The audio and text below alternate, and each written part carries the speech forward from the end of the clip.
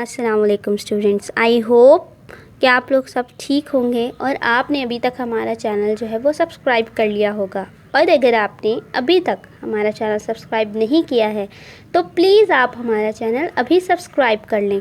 आज की इस वीडियो में हम इंग्लिश ग्रामर के 8 पार्ट्स ऑफ स्पीच के बारे में जानेंगे, जिसमें सबसे पहले हम बात करते हैं कि 8 पार्ट्स ऑफ स्पीच कौन कौन से हैं। जिसमें सबसे वो नंबर 1 पे है noun, number 2 is pronoun, number 3 is verb, number 4 is adverb, number 5 is adjective, number 6 preposition, number 7 conjunction, number 8 interjection।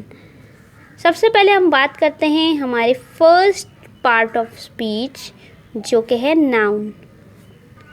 Noun के बारे में बात करें तो noun is the name of a person, place, animal और थिंग। यानी कि नाउन किसी शख्स का नाम, किसी जगह का नाम, किसी जानवर का नाम या कोई चीज़ जो हो उसे हम नाउन रेफ़र करते हैं। एग्जांपल्स देख लेते हैं हम लोग उसमें, जैसे कि John is good at French. अब यहाँ पर नाउन क्या है? नाउन है हमारा John and French.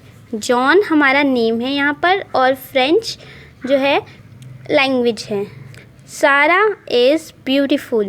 Here noun is Sarah because Sarah is a name. अपने फर्स्ट पार्ट ऑफ स्पीच के बारे में बात करने के बाद अब हम बात करते हैं हमारे सेकंड पार्ट ऑफ स्पीच का, जो कि है pronoun. A pronoun is a word use instead of a noun. Pronoun कुछ ऐसे वर्ड्स होते हैं जो कि यूज़ किए जाते हैं नाउन की जगह पे।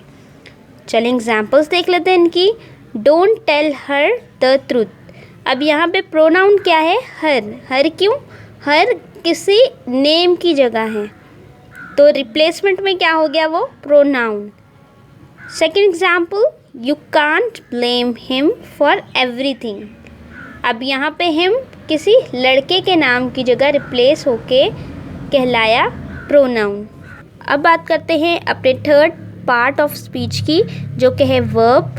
A verb is a word used to express an action or state. Verb जो कि डिस्क्राइब करता है किसी का एक्शन या कोई state. For example, leave me alone.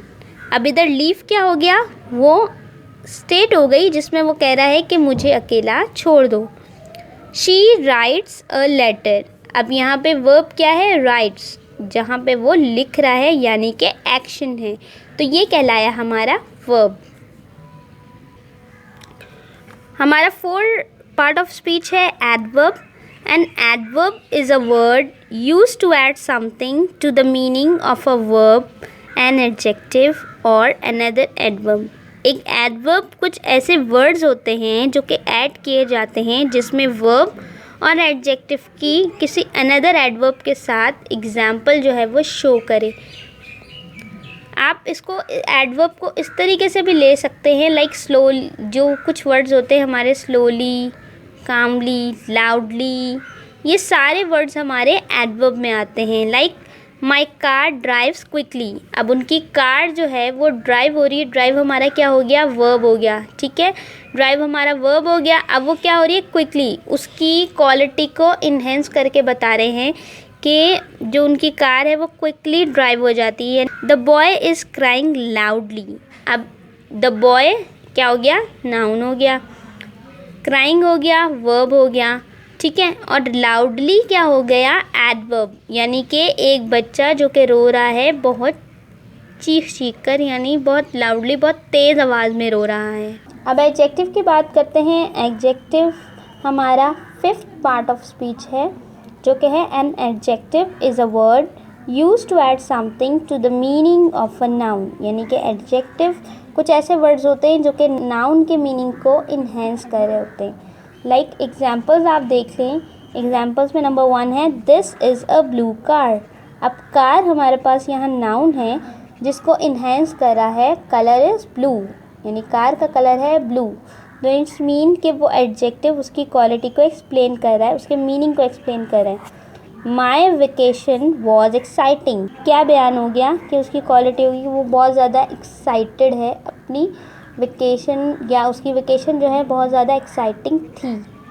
अब बात करते हैं हमारे 6th पार्ट ऑफ स्पीच की, जो कि है preposition. A preposition is a word used with a noun or a pronoun to show how the person or thing denoted by the noun or the pronoun stands in relation to something else. Preposition कुछ ऐसे words होते हैं जिनका relation noun या pronoun के साथ जो है denoted होता है और उनका जो relation होता है वो एक साथ combine होता है. Like the cat is sitting on the wall. अब यहाँ पर नाउन क्या है? The cat. कैट हमारे पास नाउन है और वॉल हमारे पास नाउन है, और ऑन हमारे पास है preposition. Cat is sitting on the wall, यानी कैट जो है वो बैठी हुई है दीवार के ऊपर. I am going to the salon after my dinner. अब यहाँ पे देखें, यहाँ पे आई हमारे पास प्रोनाउन है, ठीक है, जिसमें कह रहे हैं कि अपने डिनर के बाद, आफ्टर माई डिनर. तो ये एक रिलेशन हो गया नाउन के साथ या प्रोनाउन के साथ प्रपोजिशन का. प्रपोजिशन के बाद बात करते हैं हम अपने कंजंक्शन की. A conjunction is a word used to join words or sentences. Conjunction को आप कुछ इस तरीके से ले सकते हैं कि कंजंक्शन कुछ ऐसे वर्ड्स होते हैं जो दो या दो से ज़्यादा सेंटेंसेस को एक साथ कंबाइन करके रखते हैं. For example, me and my sister going to school. अब यहाँ पर किस तरीके से जॉइन है आप देखें. एंड हमारे पास यहाँ पर है conjunction. Me and my sister, यानी कि मैं और मेरी बहन जो है जा रहे हैं स्कूल. तो यहाँ कंजंक्शन क्या हो गया? एंड, और इसमें दो सेंटेंस हो गए, मैं और मेरी बहन. ठीक है, ये वाला सेंटेंस हो गया. दो सेंटेंस हो गए जिनको किसकी मदद से जॉइन किया गया है? एंड की मदद से. सेकेंड सेंटेंस देखते हैं अपनी एग्जाम्पल का. I will go to the market but not before I have had something to eat. अभी कह रहे हैं कि मैं बाज़ार जाऊंगा लेकिन जब तक कि मैं कुछ खा ना लूँ. तो यहाँ पर जो है बट हमारे पास क्या हो गया? कंजंक्शन, जिसमें दो, जबकि जो है जब हम उर्दू में सेंटेंसेस यूज़ करते हैं तो उसी तरीके से इंग्लिश में भी हमने यूज़ किया बट, तो वो क्या हो गया? कंजंक्शन. अब बात करते हैं अपने बिल्कुल लास्ट 8 पार्ट ऑफ स्पीच की, जो कि है interjection. An interjection is a word which expresses some sudden feelings. यानी ये इंटरजेक्शंस कुछ ऐसे वर्ड्स हैं जिसमें एक्सप्रेस करते हैं अपनी सडन फीलिंग्स.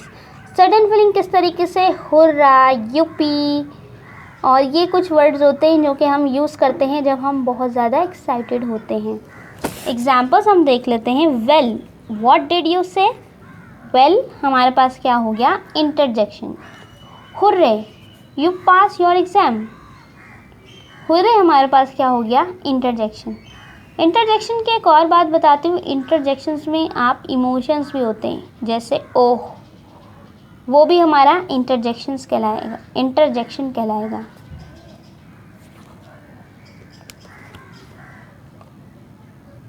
तो स्टूडेंट, ये थी हमारी आज की वीडियो जिसमें हमने जाने 8 पार्ट्स ऑफ स्पीच, जिसमें हमने noun, pronoun, verb, adverb, adjective, preposition, conjunction and interjection की एग्जाम्पल्स सीखी, की डेफिनेशंस को एग्जाम्पल्स के साथ समझा. इसके साथ साथ हमारी नेक्स्ट वीडियो में हम इनकी एक्सरसाइजेज भी आपके साथ शेयर करेंगे. तो अगर आपने इस चैनल को अभी तक सब्सक्राइब नहीं किया है तो प्लीज़ प्लीज़ प्लीज़ आप इसको अभी सब्सक्राइब कर लें और बेल आइकन पे क्लिक करना ना भूलिएगा. अब और इसके अलावा जो भी टॉपिक आप लोग समझना चाहते हैं तो हमें कमेंट सेक्शन के ज़रिए ज़रूर बताइएगा. अपना बहुत ख्याल रखिएगा. खुदा हाफिज़.